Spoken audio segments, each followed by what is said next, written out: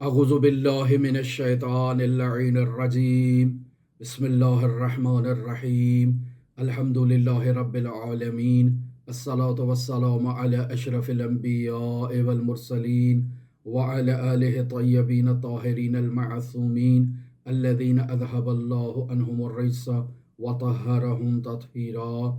अल्लाहुम्मा सल्लि अला मुहम्मद व आलि मुहम्मद व अज्जिल फरज क़ाइम आलि मुहम्मद। अज़ीज़ान मोहतरम, किताब वसाइल शिया अबवाब जहाद बिन नफ्स और दूसरा बाब, और इस बाब से आज हम आपकी खिदमत में दूसरी हदीस को बयान करेंगे।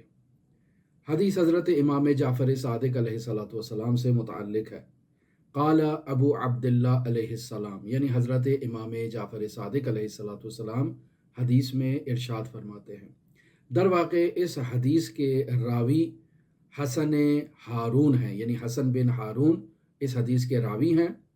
और ये रावी कहते हैं कि मैं इमाम जाफ़र सादिक अलैहिस्सलातु वस्सलाम की खिदमत में बैठा हुआ था, तो इमाम जाफ़र सादिक अलैहिस्सलातु वस्सलाम ने कुरान मजीद सूरह असरा आयत नंबर 36, जिसे हम पहले भी आपकी खिदमत में बयान कर चुके, जहाँ खुदाबंद मुताल इरशाद फरमाता है, इन्न समअ वल बसरा वल फुआदा कुल्लु उलाइका काना अन्हु मसऊला।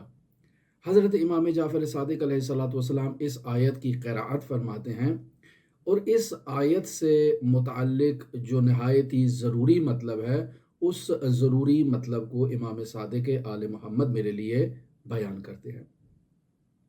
अज़ीज़ान, तवज्जो फरमाएं कि हम पहले भी मतलब बयान कर चुके कि हमारा वजीफ़ा क्या है। हमारा वजीफ़ा एतक़ादात की हद तक वहमियात से दूरी इख्तियार करना है, औहाम परस्ती से दूरी इख्तियार करना है। लिहाजा क्या किया जाए कि हम औहाम परस्ती से दूरी इख्तियार करें? क्या किया जाए कि हमारे एतक़ादात में तकसीर ना पाई जाए, हज़रात अहले बैत अलैहिमुस्सलातु वस्सलाम की शान में हम गुस्ताखी ना करें? क्या करें? इसका बेहतरीन रास्ता यह है कि हम एतक़ादात को पुख्ता इल्मी दलाइल के साथ, इल्मी बुरहान के साथ याद करें, सीखें। हर नज़रिए और हर अक़ीदे पर हमारे पास दलील होनी चाहिए, और हम अपने एतक़ादात को दलाइल की रोशनी में बयान कर सकें। क्या हमारे अंदर इतनी सलाहियत है? हम हर शख्स, यानी जो भी मेरी गुफ्तगू सुन रहा है, वो अपने गिरेबान में झांक कर देखे कि क्या हम अपने एतक़ादात को पुख्ता इल्मी दलाइल और बुरहान के साथ बयान कर सकते हैं। किसी दूसरे के सामने बयान नहीं करना, खुद अपने लिए एक एक अक़ीदे को छेड़ते जाएं और बयान करते जाएं कि क्या इस अक़ीदे से मुतअल्लिक़ मेरे पास कोई पुख्ता इल्मी दलील मौजूद है। तो अगर जवाब मनफी में आएगा तो फिर इसका मतलब है हम मुसलमान नहीं हैं, हम ज़बान से मुसलमान हैं, और हकीकत में ये ईमान हमारे वजूद में अभी दाखिल नहीं हुआ है।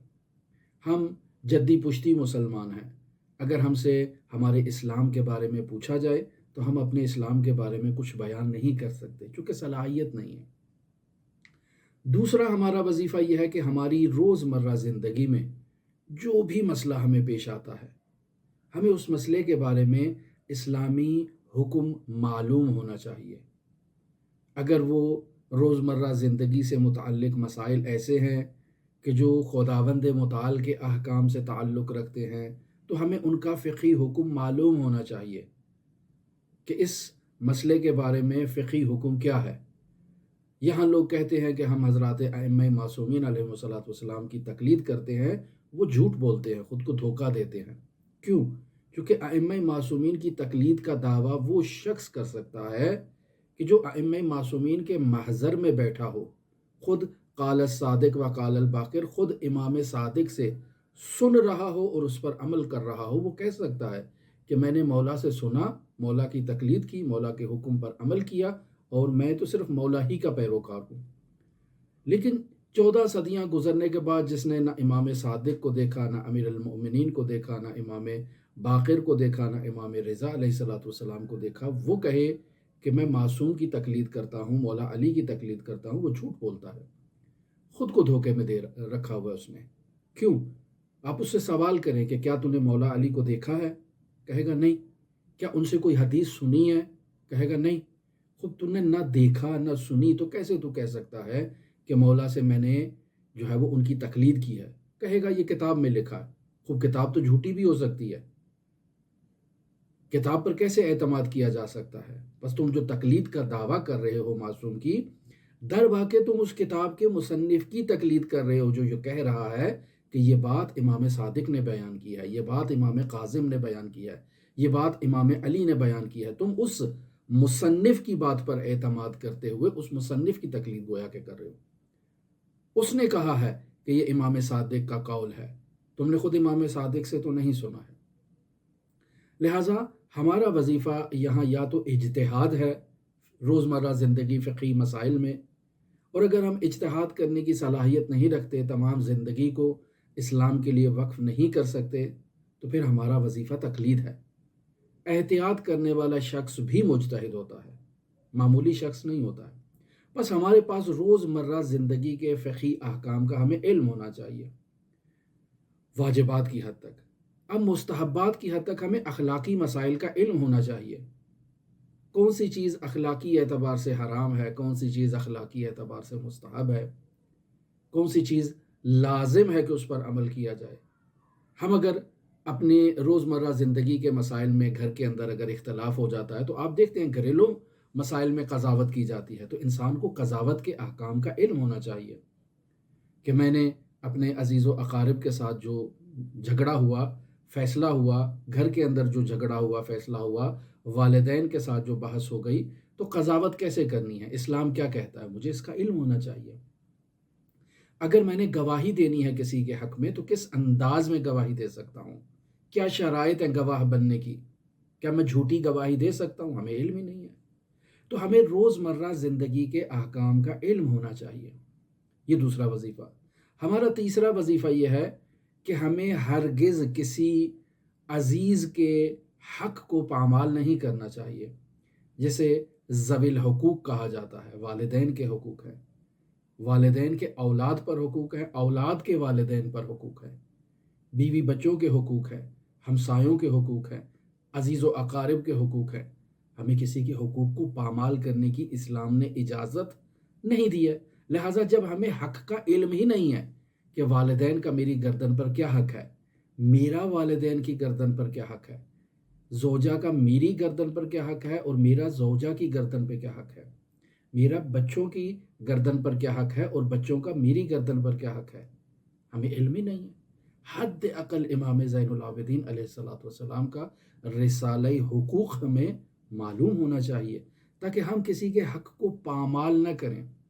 تو جب ہم اپنے وظیفے کو نہیں جانتے ہیں، تو یقینی بات ہے کہ ہم مشکلات میں مبتلا ہوں گے۔ اور خداوند متعال سورہ اسراء کی آیت نمبر 36 میں ارشاد فرماتا ہے، جیسے امام صادق علیہ الصلوۃ والسلام حسن بن ہارون کے لیے بیان کر رہے ہیں، فرماتے ان السمع والبصر والفؤاد کل اولئک کان عنہ مسئولا۔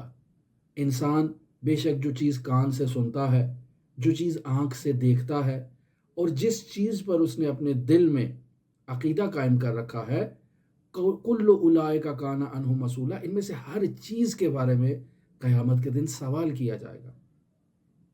یہی مطلب ہے جیسے امام صادق آل محمد حسن بن ہارون کے لیے بیان کر رہے ہیں۔ تو حسن بن ہارون کہتا ہے کہ امام صادق آل محمد فرماتے ہیں اس آیت کے بارے میں، قال یسأل السمع عما سمع، یعنی اس کان سے سوال کیا جائے گا ہر اس چیز کے بارے میں جسے اس کان نے سنا ہے۔ یسأل البصر عما نظر الیہ، اس آنکھ سے سوال کیا جائے گا ہر اس چیز کے بارے میں جس چیز کو اس آنکھ نے مشاہدہ کیا ہے۔ وَيُسْأَلُ الْفُؤَادَ عَمَّا عَقَدَ عَلَيْهِ، اور اس دل سے سوال کیا جائے گا ہر اس چیز کے بارے میں جس چیز پر اس دل نے عقیدہ قائم کیا ہے۔ تو کیا ہمیں برہان ہمارے پاس موجود ہے ہر چیز کے بارے میں؟ ہم جو دیکھتے ہیں تو دیکھنے کی دلیل ہے کہ ہم اس چیز کو دیکھنے کا حق بھی رکھتے ہیں یا نہیں؟ آیا ہماری بصر ہمارے اختیار میں ہے کہ ہم نے کس چیز کو دیکھنا ہے، کس چیز کو نہیں دیکھنا ہے؟ نامحرم آ گئی ہے تو نہیں دیکھنا ہے، حتیٰ مرحوم قاضی کی طرح کے خواب میں بھی اگر نامحرم آنکھوں کے سامنے آئے تو آنکھیں بند کر لیتے تھے، یا مرحوم ارباب رحیم کی طرح 40 سال ایک گھر میں اپنی بھاوج کے ساتھ رہے لیکن اس کو نہیں دیکھا، کہا میں نے دیکھا ہی نہیں ہے۔ یہ بہت بہت عظیم مطالب ہیں، ہم ان سے غافل ہیں۔ ہم نے در واقع اسلام کو پڑھا ہی نہیں ہے، اسلام کے قریب سے بھی نہیں گزرے ہیں، ہم صرف جدی پشتی مسلمان ہیں، ہمارا اسلام سے حقیقت میں کوئی تعلق نہیں ہے۔ اگر ان ہستیوں کو دیکھا جائے اور ان ہستیوں کی باتوں کو سنا جائے تو واقعاً ایسے ہے۔ وہ بیان کیا آپ کی خدمت میں، مرحوم حداد کی والدہ مرحوم حداد سے کہتی ہیں کہ تمہاری زوجہ کی بہن جو ہے وہ تمہاری زوجہ سے زیادہ خوبصورت نہیں ہے، بلکہ تمہاری زوجہ اپنی بہن سے زیادہ خوبصورت ہے۔ تو مرحوم حداد کہتے ہیں کہ مجھے تو علم ہی نہیں ہے۔ کہا تمہیں کیسے علم نہیں ہے؟ وہ تو تمہارے ساتھ اس گھر میں آتی جاتی رہتی ہے اور جب دسترخوان لگتا ہے تو دسترخوان پر بیٹھتی ہے۔ مرحوم حداد کہتے ہیں میں نے آج تک اسے دیکھا ہی نہیں ہے۔ یہ کوئی معمولی بات ہے؟ یہ عام انسان ہے۔ کون انسان ہے؟ یہ وہ افراد ہیں جو حضرات ائمہ معصومین علیہ الصلوۃ والسلام کے دسترخوان پر بیٹھنے والے افراد ہیں۔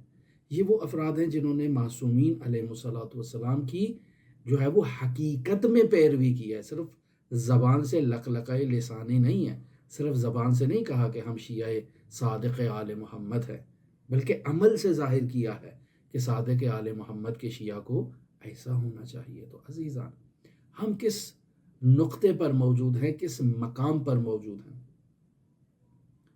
وہ عظیم آیت قرآن مجید میں سورہ اعراف آیت نمبر 38 آپ آج ملاحظہ فرمائیں، توجہ فرمائیں۔ وہاں خداوند متعال جہنمیوں کا تذکرہ فرما رہا ہے کہ وہ جہنمی انسان بھی ہوں گے، وہ جہنمی جن بھی ہوں گے۔ لہٰذا خداوند متعال فرما رہا ہے قالت خلو فی داخل ہو جاؤ ان امتوں کے اندر قد خلت من قبلکم من الجن والانس فی النار، کہ جہنم کی آگ میں تم سے پہلے جو امتیں موجود ہیں، چاہے وہ جن تھے چاہے وہ انس تھے، تم بھی انہی کے اندر جو ہے نا وہ داخل ہو جاؤ، انہی امتوں کے اندر شامل ہو جاؤ۔ اب کلما دخلت امت لعنت اختها، اب یہاں جو امت بھی اس جہنم کی آگ میں اور ایندھن میں داخل ہوگی، لعنت اختها، تو وہ اپنی جو پہلے امت وہاں موجود ہے اس پر لعن کرے گی، اس پر نفرین کرے گی کہ تم لوگ باعث بنے ہو کہ ہم اس جہنم میں آئے ہیں۔ یہ عزیزان دیکھیں، مراجعہ کریں، یہ ایک قانون کلی ہے جسے مفسر قرآن شیخ محسن علی نجفی صاحب نے بھی بیان کیا۔ فرماتے ہیں کہ ہمارے ہاں یہ قانون کلی پایا جاتا ہے کہ جب بھی انسان شکست کھاتا ہے، جب بھی ناکامی کا اس کو سامنا کرنا پڑتا ہے، تو وہ اپنی شکست کو اور اپنی ناکامی کو ایکسیپٹ نہیں کرتا ہے، وہ دوسروں کی گردن پر ڈال دیتا ہے کہ یہ جو مجھے شکست کا سامنا کرنا پڑ رہا ہے، یہ جو مجھے ذلت اور رسوائی کا سامنا کرنا پڑ رہا ہے، اس کا باعث اور بانی میں نہیں ہوں بلکہ یہ دوسرے لوگ ہیں، دوسرے لوگوں کی وجہ سے مجھے شکست ہوئی ہے، وگرنہ ممکن ہی نہیں تھا کہ مجھے شکست ہو۔ تو یہی تو مطلب ہے جسے یہاں اس قانون میں بیان کیا جا رہا ہے کہ کوئی شخص اپنی شکست کو، اپنی ناکامی کو، اپنی ذلت اور رسوائی کو ایکسیپٹ نہیں کرتا ہے بلکہ اسے دوسروں پر ڈالتا ہے۔ قیامت کے دن بھی اس قانون سے ہمیں استثناء حاصل نہیں ہے۔ جب قیامت کا دن ہوگا اور وہاں ان امتوں کو سابقہ امتوں کے ساتھ جہنم کی آگ میں داخل کیا جائے گا، تو یہ جا کر ان پہلے والی جو افراد اس جہنم میں بیٹھے ہیں ان کو لعن و نفرین کریں گے کہ ہم تمہاری وجہ سے اس جگہ پر آئے ہیں۔ یہ نہیں کہیں گے کہ یہاں میری غلطی ہے، میں نے اس دنیا میں عمل نہیں کیا، نہیں کہیں گے تم اس جگہ پہ آئے ہو تو تمہاری وجہ سے میں اس جہنم کا ایندھن بنا ہوں۔ لہٰذا روز قیامت بھی یہ لعن و نفرین کا سلسلہ یہاں اس آیت میں بیان ہوا ہے، اور یہاں خداوند متعال نے اس قانون کو ایکسیپٹ کیا ہے کہ یہ قانون واقعاً درست ہے۔ اسی طرح یہ 2 عذاب ان افراد کو ہوں گے۔ پہلا عذاب ان کو ہوگا کہ انہوں نے اپنے لیے گمراہی کے اسباب کو فراہم کیا، گمراہ ہو گئے، اور دوسرا ان کو عذاب اس بات کا ہوگا کہ وہ اپنے سے بعد والی امتوں کے لیے گمراہی کا سامان فراہم کر گئے۔ آج آپ دیکھیں کہ ہم جو کچھ بھی کر رہے ہیں، ہماری جو آئندہ نسلیں ہیں وہ ہمیں دیکھ رہی ہیں اور ہمارے بارے میں قضاوت کریں گی۔ ہماری زندگی، ہمارا راہ و رسم ان کے لیے ایک آئیڈیالوجی کے طور پر ہوگا، ان کے لیے ایک مشعل راہ کے طور پر ہوگا۔ وہ ہمیں دیکھیں گے کہ ہمارے آباء و اجداد ایسے زندگی گزارتے تھے، لہٰذا اگر وہ ہماری پیروی کرتے ہوئے گمراہ ہو جائیں تو یہاں دو عذاب ہم لوگوں پر نازل ہوں گے۔ ایک عذاب قیامت کے دن خود ہمارا اپنی گمراہی کا ہوگا، اور ایک عذاب اپنے سے بعد والی امتوں کو، جو ہم نے ایک اپنا جو طرز عمل ان کے لیے ایک چھوڑا ہے، وہ باعث بنے گا کہ وہ لوگ بھی گمراہ ہو جائیں تو ان کا عذاب بھی ہم پر آئے گا۔